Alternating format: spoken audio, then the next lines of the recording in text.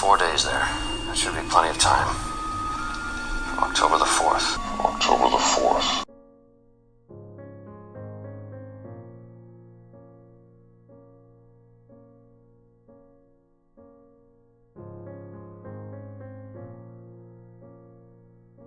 October the 4th. If we lose 4 days, that epidemic... Well, we could be in the past a whole month and it wouldn't take away any time from the present. Let's go.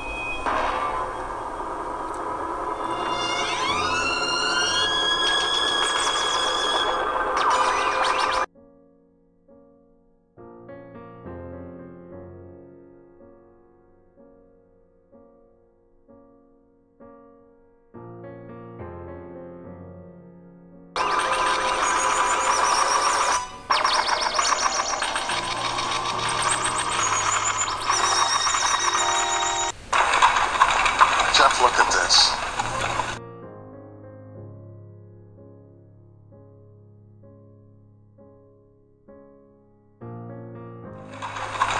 Jeff, look at this.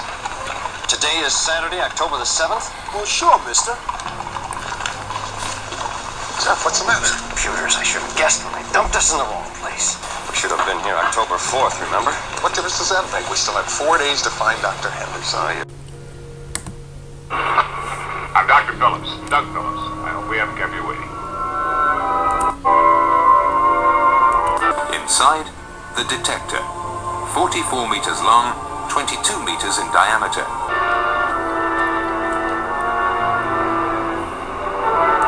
Mobile TikTok 1 to TikTok base. Permission to enter code Red Lion. TikTok base. Inside, the detector. 44 meters long, 22 meters in diameter.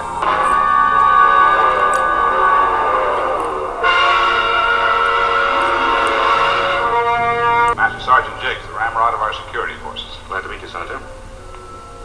I'll take that, please. There are over 12,000 personnel quartered in each of those complexes. You know, Phillips, every time I check your budget figures, I ask myself the same question. Is time travel really worth all this? Senator, the control of time is potentially the most valuable treasure that man will ever find. The most valuable treasure that man will ever find. It's certainly the most costly.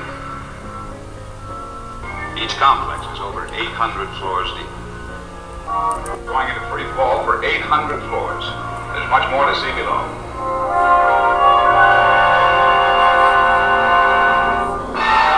800 floors deep. 800 floors.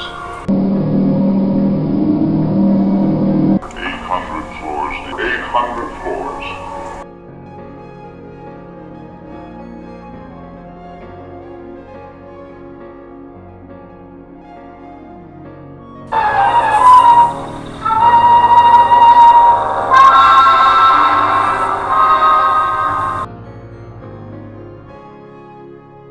That's the monster that's cost us all this money. Yes, sir.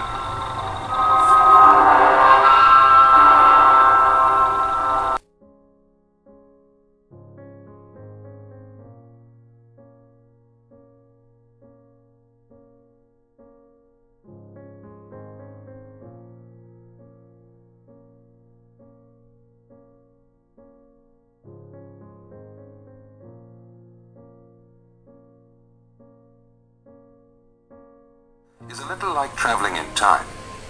It's attempting to understand how men lived in those days, what they were thinking. Man's instinctive curiosity about the past manifests itself today in a new type of archaeology. It uses a giant machine whose aim is to go back in time to understand the origins of the universe 15 billion years ago.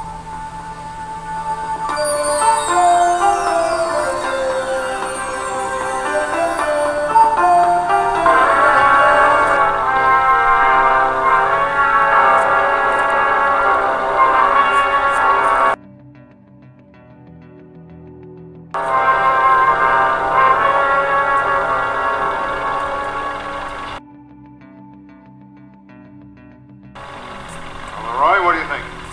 Pretty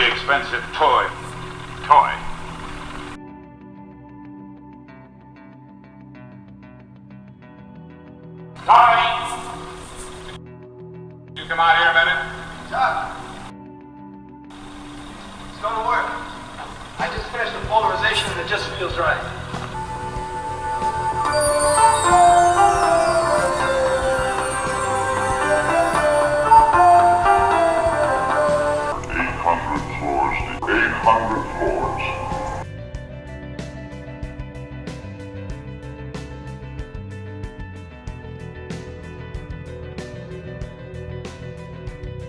800 floors. 800 floors. What do we see in this dim, distant past? The symmetrical world was born in our universe. With each particle observed today will be associated a similar partner, but with a much higher mass, called a supersymmetrical particle.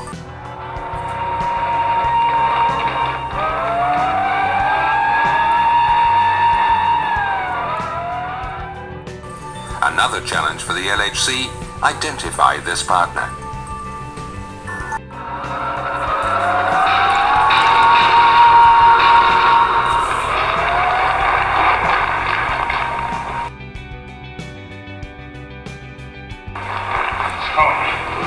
Doug, can't you stop it?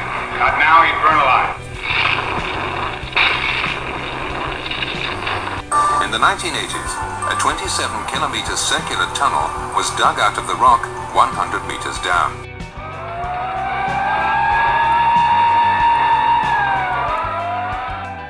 Was dug out of the rock 100 meters down. And in this tunnel, the LEP, a particle accelerator. It's situated near Geneva, at the foot of the Jura Mountains. The LEP accelerates electrons and positons.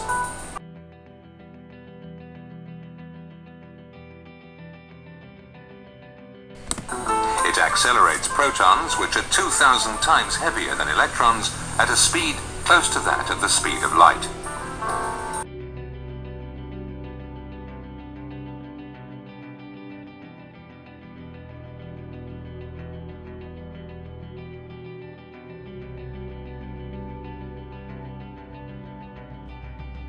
Where did we come from? Where are we going? Soon, no doubt, thanks to the LHC, we shall have the beginnings of an answer.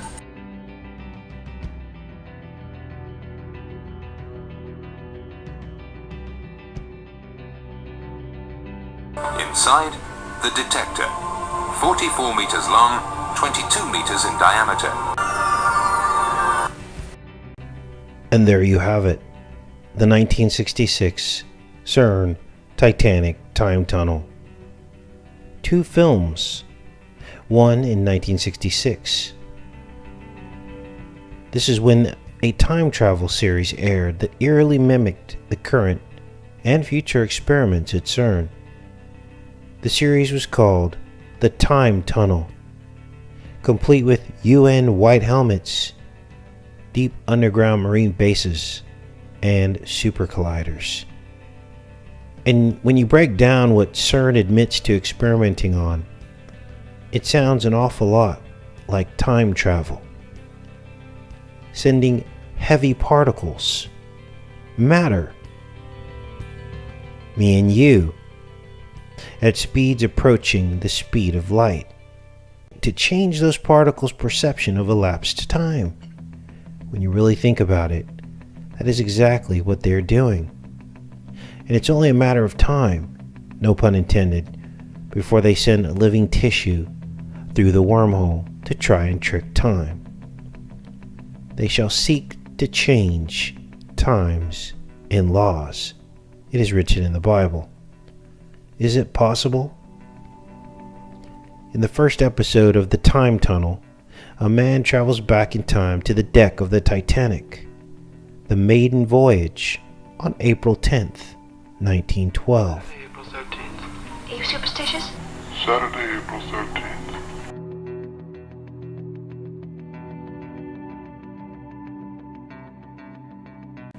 Let's see how this fits into all of this.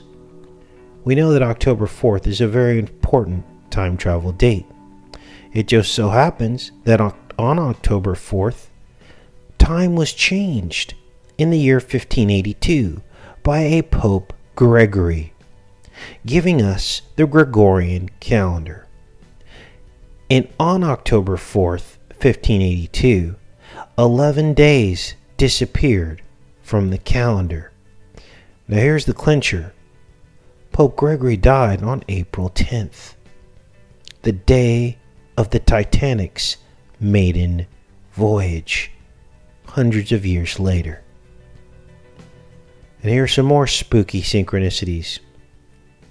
We know about Baron Trump's adventures that seem to predict Baron Trump, the president's son, and how many are perceiving this anomaly as time travel. Well, a similar thing happened with the Titanic. A book was written 14 years before it sank that seemed to predict it. And there's more.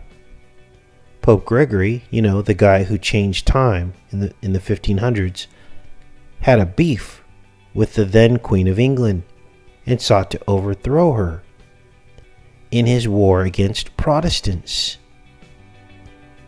Now, anti-Catholic sentiment was strong in England in the years leading up to the Titanic.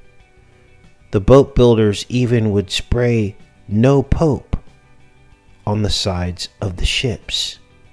And then there's even an urban legend saying that they would imprint anti-Catholic sentiments on the rivets of the boat.